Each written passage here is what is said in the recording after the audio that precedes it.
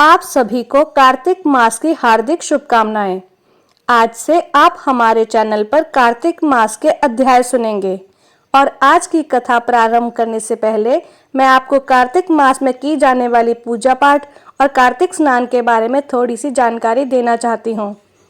हमारे हिंदू धर्म में कार्तिक मास को बहुत ही पवित्र और शुभ माना जाता है। हिंदू पंचांग के अनुसार कार्तिक का 8वां महीना होता है और इस पूरे महीने में धर्म, कर्म, जप, तप, पूजा पाठ, स्नान आदि करने से कई गुना पुण्य की प्राप्ति होती है। पूरे महीने में ब्रह्म मुहूर्त में उठकर स्नान किया जाता है। संभव हो तो पवित्र नदियों में स्नान करना चाहिए, नहीं तो घर पर भी नहाने के पानी में गंगा जल मिलाकर स्नान किया जाता है। कार्तिक के महीने में सुबह 4:30 बजे से 5:30 बजे के बीच उठकर स्नान करना शुभ रहता है। इसी समय आप सूर्य देवता को जल भी अर्पित कर सकते हैं। पूरे ही महीने में तुलसी की पूजा भी करनी चाहिए। जिस घर में कार्तिक के महीने में तुलसी जी की पूजा होती है, वहां कभी अकाल मृत्यु नहीं होती, वहां कभी समस्याएं नहीं आती, आर्थिक तंगी नहीं होती और हर प्रकार की सुख समृद्धि का भंडार होता है। कार्तिक के पूरे महीने में भगवान विष्णु और भगवान श्री कृष्ण की पूजा की जाती है। इस पूरे महीने में व्रतदान, तुलसी जी का विवाह, दीपदान, गंगा जी में स्नान करने से कई गुना पुण्य की प्राप्ति होती है। साथ ही इस महीने में किया गया दान कभी व्यर्थ नहीं जाता। इस महीने में किया गया छोटे से छोटा दान भी कई गुना पुण्य की प्राप्ति कराने वाला होता है। कार्तिक के महीने में तारा भोजन भी किया जाता है, यानी कि जो लोग उपवास रखते हैं। कुछ लोग ऐसे होते हैं जो पूरे कार्तिक के महीने में एक समय ही भोजन करते हैं। वह शाम की पूजा करने के बाद तारों की छांव में ही शुद्ध सात्विक भोजन ग्रहण करते हैं। कार्तिक के महीने में किस प्रकार से पूजा करनी चाहिए, इसके बारे में भी बताती हूँ। सुबह जल्दी उठकर स्नान आदि से निवृत्त होने के बाद आप तुलसी जी की पूजा करें।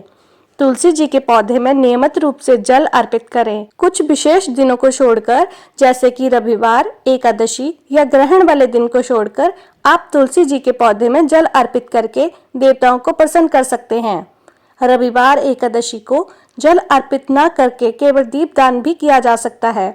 साथ ही परिक्रमा भी करनी चाहिए। कार्तिक मास का महत्व का पाठ रोज पढ़ना या सुनना चाहिए। पूजा करते समय भगवान विष्णु की पूजा करें। अपने सभी आराध्य देवी देवताओं की पूजा करें। धूप दीप जलाएं और एक दीपक आपको अपने घर के मुख्य द्वार पर भी जलाना चाहिए। कार्तिक के महीने में जो लोग तारा भोजन करते हैं, उन्हें पूरे दिन निराहार रहना चाहिए और शाम के समय तारे निकलने के बाद, तारों को अर्घ देने के बाद उन्हें शुद्ध सात्विक भोजन करना चाहिए। इस पूरे महीने में आप अपने सामर्थ्य के अनुसार ब्राह्मणों को भोजन कराकर उन्हें दान दक्षिणा देकर संतुष्ट करा सकते हैं। कार्तिक मास के अंतिम दिन यानी कि कार्तिक पूर्णिमा के दिन व्रत का उद्यापन किया जाता है। जो लोग पूरे महीने उपवास न रख पाएं, वह इस महीने में पड़ने वाले विशेष दिनों में भी उपवास रख सकते हैं। कार्तिक मास की अमावस्या या पूर्णिमा को भी आप उपवास करके अंतिम दिन व्रत का उद्यापन कर सकते हैं।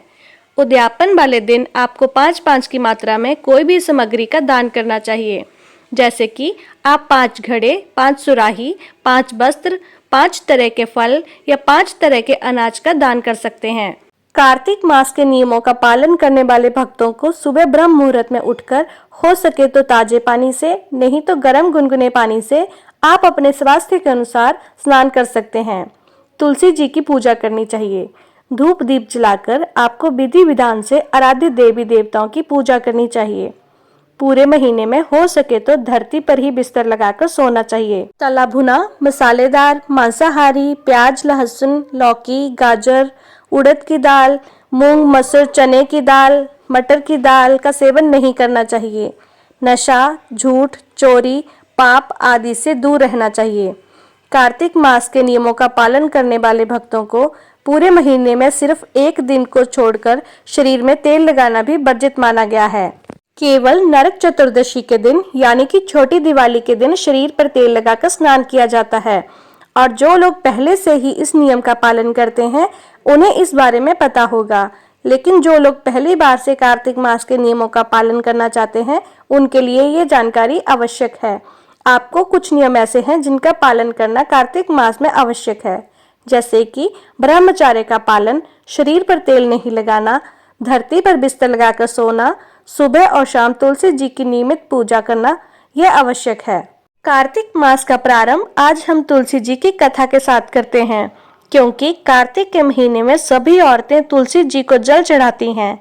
ऐसे में एक बुढ़िया थी जो कार्तिक के महीने में तुलसी जी का सिंचन किया करती थी। जब वह तुलसी माता के पास जाती तो बोलती, हे माता, मुझे बहू दे, पीले रंग की धोती दे, मीठा ग्रास दे, बैकुंठ में बास दे, अच्छी मौत दे, चंदन का काट दे, अच्छा राज दे, खाने को दाल भात दे और एकादशी के दिन कान्हा जी का कांधा दे। बुढ़िया की ये बातें सुनकर अब तुलसी माता धीरे धीरे सूखने लगी। तुलसी माता को इस प्रकार सूखता देखकर एक दिन भगवान श्री कृष्ण ने पूछा, हे तुलसी, तुम दिन प्रतिदिन सूखती क्यों जा रही हो? तब तुलसी माता ने कहा कि बस मेरे मन की बात मत पूछो। भगवान ने कहा कि अरे मैं नहीं पूछूंगा तो कौन पूछेगा? तो तुलसी माता कहने लगी कि एक बुढ़िया आती है और अपनी बात कहकर चली जाती है। मैं तो उसकी सभी बातें पूरी कर दूंगी, लेकिन कान्हा जी का कंधा कहाँ से लाऊंगी? तुलसी जी की यह बात सुनकर भगवान श्री कृष्ण कहने लगे कि वह बुढ़िया जब मरेगी तो मैं कांधा देने अपने आप आ जाऊंगा। कुछ दिनों के बाद वह बुढ़िया मर गई। मरने के बाद पूरा गांव इकट्ठा हो गया और अंतिम संस्कार आने पर जब गांव के लोग उस अर्थी को उठाने लगे तो वह बहुत भारी हो गई। लोग कहने लगे कि यह तो बहुत संस्कारी थी, फिर कैसे इतनी भारी हो गई? तब भगवान श्री कृष्ण वहां आए और कहने लगे, अरे ये भीड़ कैसी है? तब गांव के लोग कहने लगे कि एक बूढ़ी मर गई है और वह इतनी पापी थी कि आज उसकी अर्थी भी नहीं उठ पा रही है। भगवान श्री कृष्ण कहने लगे, अरे भाइयों, जरा मुझे इस बूढ़ी के कान में कुछ कहने दो, फिर वह अर्थी उठ जाएगी। भगवान श्री कृष्ण बूढ़ी के पास गए और उसके कान में कहने लगे, तू अपने मन की कर ले, पीताम्बर की धोती ले, मीठा ग्रास ले, बैकुंठ में बास ले, चटक की दाल ले, चंदन का काट ले, झालर की झंकार ले, दाल भात को जी और कान्हा जी का कंधा ले। भगवान की बातें सुनते ही बुढ़िया तो हल्की हो गई। भगवान श्री कृष्ण अब उसे अपना कंधे पर ले गए। इस प्रकार बूढ़ी को मुक्ति मिल गई और वह भगवान के धाम बैकुंठ लोक में चली गई। हे तुलसी माता, जैसे आपने उस बूढ़ी के सत की लाज रखी, जैसे आपने उसके विश्वास की लाज रखी, वैसे ही इस कथा को कहने, सुनने और हुंकार भरने वाले भक्तों की लाज रखना। जैसे भगवान ने उसे कांधा दिया, वैसे ही हमें भी कांधा देना। प्रेम से बोलिए तुलसी माता की जय, भगवान श्री कृष्ण की जय। अब सुनिए कार्तिक मास का महत्व का पहला अध्याय। एक समय धर्म के गुण, रहस्यों, ज्ञान विज्ञान और शास्त्रों में वर्णित कथाओं पर गहन चर्चा करने के लिए 88,000 ऋषि मुनि नैमिषारण्य तीर्थ पर एकत्रित हुए। उनके बीच में महर्षि वेद व्यास जी के सुयोग्य शिष्य श्री सूत जी महाराज ऐसे सुशोभित हो रहे थे जैसे आकाश में तारों के बीच चंद्रमा।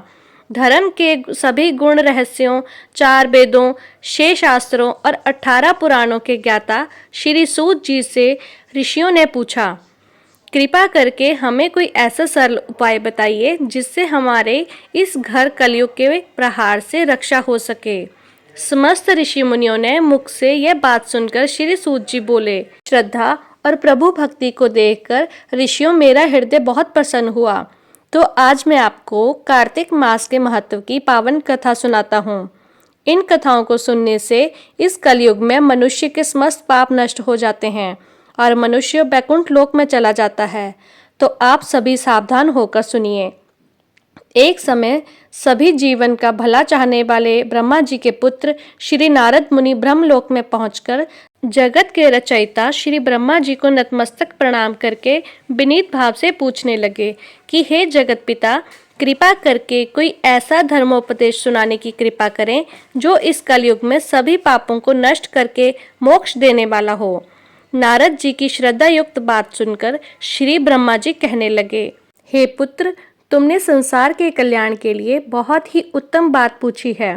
तुम्हारी भगवान के चरणों में सच्ची श्रद्धा और भक्ति को देखकर आज मैं तुम्हें कार्तिक मास के पावन महात्म्य की कथा सुनाता हूँ, जिसके पढ़ने और सुनने से मनुष्य के सभी पाप नष्ट हो जाते हैं और वह इस संसार में सुख भोग कर अंत में वैकुंठ लोक को जाता है। यह कार्तिक मास भगवान को अत्यंत प्रिय है। कार्तिक मास में किया हुआ व्रत, दान, नियम, पूजा, संयम, कथा श्रवण और भगवान के नाम का जप कीर्तन अत्यंत पुण्य प्रदान करते हैं। कार्तिक मास में भगवान का गुणानुवाद सभी प्रकार से फलदायक होता है। इस मास में भगवान के प्रति किया गया प्रत्येक धार्मिक कार्य सबसे बढ़कर फल देने वाला होता है। इससे बढ़कर कोई और तप या यश नहीं है। तुमने संसार की भलाई के लिए यह उत्तम प्रश्न किया है। अब तुम श्रद्धा युक्त और सावधान होकर सुनो। कार्तिक स्नान करने वाले मनुष्यों को प्रातः काल ब्रह्म मुहूर्त में उठकर शौच आदि से निवृत्त होकर 12 अंगुल लंबी सुगंधि युक्त वृक्ष का दातुन करनी चाहिए। परंतु याद रहे कि श्राद्ध, सूर्य अथवा चंद्र ग्रहण और एकम अमावस्या, छठ, नवमी, एकादशी और रविवार को दातुन नहीं करनी चाहिए। जिस दिन दातुन नहीं करनी हो उस दिन 12 बार कुल्ला करके मुंह साफ करना चाहिए। जब 2 घड़ी रात्रि शेष रहे तब काले तिल, चंदन, चावल, पुष्प, कुशा लेकर तालाब, कुंडी, नदी संगम अथवा किसी भी तीर्थ स्थान पर जाएं, वहां हाथ जोड़कर प्रार्थना करें। आप और श्री लक्ष्मी को प्रसन्न करने के लिए मैं समस्त कार्तिक मास में स्नान करूंगा अथवा स्नान करूंगी। इस प्रकार प्रतिज्ञा करके श्री गंगा जी, श्री शिव जी और श्री सूर्य देव और विष्णु भगवान का ध्यान करके नाभि तक जल में प्रवेश करके अच्छी तरह से स्नान करें। फिर जल से बाहर निकलकर देवता, ऋषि और पितरों का तर्पण करें। स्नान करके भेड़ बकरी की धूल से बचना चाहिए और छींक, थूक, कुत्ता, कौवा, ऊंट, उल्लू आदि से भी बचना चाहिए। अगर भूलवश इनमें से किसी प्रकार का स्पर्श हो जाए तो फिर से स्नान करना चाहिए। मिथ्यावादी अर्थात झूठ बोलने वाले और नीच प्रवृत्ति वाले लोगों से वार्तालाप नहीं करनी चाहिए। इसके बाद विधि विधान से भगवान का पूजन करना चाहिए। भगवान को जल का अर्घ देकर प्रार्थना करनी चाहिए। भगवान, आप श्री राधा जी सहित मेरे इस अर्घ को ग्रहण कीजिए। इस प्रकार प्रार्थना करके आवाहन पद, अर्घ, आचमन, स्नान, वस्त्र, चंदन, अक्षत, पुष्प, धूप, दीप, नैवेद्य, तांबुल, पुंगी, फल, दक्षिणा, नमस्कार यह 16 चीज मूर्ति को अर्पित करके तुलसी जी की मंजरी से भगवान के उपचार विधिवत पूजा अर्चना करनी चाहिए। श्री ब्रह्मा जी बोले कि हे पुत्र, जो व्यक्ति तुलसी की मंजरी सहित भगवान शालिग्राम का 1 बूंद चरणामृत का पान करता है, वह ब्राह्मण हत्या जैसे बड़े बड़े पापों से मुक्त होकर वैकुंठ लोक को प्राप्त करता है। इसमें कोई संदेह नहीं, जो भगवान शालिग्राम की प्रतिमा के आगे अपने पितरों का श्राद्ध करता है, उसके पितरों को तत्काल वैकुंठ की प्राप्ति होती है और वह मोक्ष की प्राप्ति कर लेते हैं। जो भगवान श्री शालिग्राम की मूर्ति दान करता है, उसे समस्त पृथ्वी के दान का फल प्राप्त होता है। जो भगवान शालिग्राम की प्रतिमा को बेचता है, वह महान कष्ट भोगता है। इसलिए कभी भी श्री शालिग्राम की मूर्ति को नहीं बेचना चाहिए। श्री विष्णु भगवान का पूजन शंख के जल से करना चाहिए। श्री शिव जी का पूजन बेल पत्रों से, सूर्य का तुलसी जी से, गणेश जी का पूजन धतूरे के फूलों से, श्री विष्णु जी का पूजन कमल के फूलों से और श्री महालक्ष्मी जी का पूजन मालती या फिर चंपा के फूलों से करके प्राणी परमानंद प्राप्त कर लेता है। परंतु जो भगवान को परपरी तुलसी से भगवान शालिग्राम की पूजा करता है, उसकी महिमा का वर्णन तो कोई भी नहीं कर सकता। इस प्रकार पूजा करने वाला भक्त जन्म मरण के अपार कष्ट से मुक्त हो जाता है। जिसकी मृत्यु तुलसी माला धारण किए हुए होती है, वह जीव बिना किसी रोक टोक के सीधा बैकुंठ धाम में चला जाता है। जो तुलसी जी की छाया में अपने पितरों का श्राद्ध करता है, उसके पितरों की अक्षय तृप्ति हो जाती है। तुलसी जी का सिंचन अर्थात तुलसी जी में जल गंगा, यमुना और नर्मदा नदी में स्नान के बराबर होता है। तुलसी जी का पौधा उगाने और सिंचन से तथा उसका नित्य स्पर्श करने से मनुष्य के मन, वचन और कर्म तीनों प्रकार के पाप और ताप नष्ट हो जाते हैं। कार्तिक मास में व्रत करने वाला तुलसी जी का शांत चित्त से पूजन, प्रदर्शन और नमस्कार करके हाथ जोड़कर प्रार्थना करें कि हे हरि, परम प्रिया श्री सुभद्रा देवताओं ने आपको बनाया और मुनीश्वर ने आपका पूजन किया है। मैं भी आपको नतमस्तक होकर नमस्कार करती हूँ। जो प्राणी आंवले के पत्तों और पुष्पों से भगवान का पूजन करता है अथवा आंवले के वृक्ष के नीचे बैठकर भगवान का पूजन करता है, उसको स्वर्ण के फलों और फूलों से पूजा करने का पूर्ण फल प्राप्त होता है। जो मनुष्य द्वादशी के दिन तुलसी तथा आंवले के पत्तों को तोड़ता है, वह नरक भोगता है। प्रत्येक मनुष्य को चाहिए कि कार्तिक मास में आंवले के फल, तुलसी और गोपी चंदन की माला धारण करे। ऐसा करने से वह बार बार इस संसार में आने के बंधन से मुक्त हो जाता है।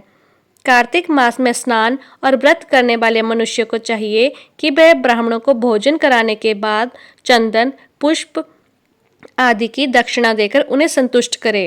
कार्तिक मास में धरती पर शयन करने, ब्रह्मचर्य का पालन करने, पत्तल में भोजन करने और मौन व्रत से प्राणी परम वीर, धीर, गंभीर और कीर्तिवान हो जाता है। जो मनुष्य एक समय आंवले के वृक्ष के नीचे पूरे कार्तिक मास में भोजन करता है, उसके 1 वर्ष के सभी पाप नष्ट हो जाते हैं। व्रत करने वाले भक्तों को शहद, कांजी, ताल, तेल, कच्चा भोजन, दूसरे का अन्न और कोई भी तामसी अथवा बुरे नाम वाला भोजन नहीं करना चाहिए तथा दूसरों की निंदा भी कार्तिक मास में नहीं करनी चाहिए। अंडे, मांस इत्यादि का सेवन तो क्या ध्यान भी नहीं लाना चाहिए। मिट्टी में उत्पन्न हुआ नमक, मसूर, बासी भोजन, तांबे के पात्र में डाला हुआ दूध इत्यादि भी मांस के समान ही माने जाते हैं, इसलिए इनका भी प्रयोग नहीं करना चाहिए। केवल अपने लिए ही बनाया हुआ भोजन भी मांस के समान ही होता है, इसलिए किसी दूसरे को भोजन कराने के बाद ही स्वयं भोजन करना चाहिए। लहसुन, प्याज, फूल गोभी, गाजर, जंगली घिया, बैंगन, पेठा और दोबारा पकाया हुआ भोजन भी व्रती को नहीं खाना चाहिए।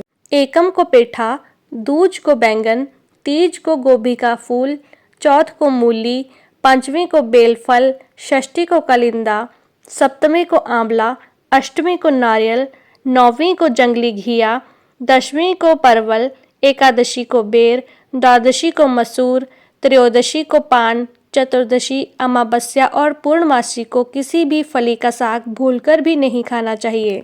आज का अध्याय समाप्त हुआ। इसके आगे का वर्णन आप अगले अध्याय में सुनेंगे।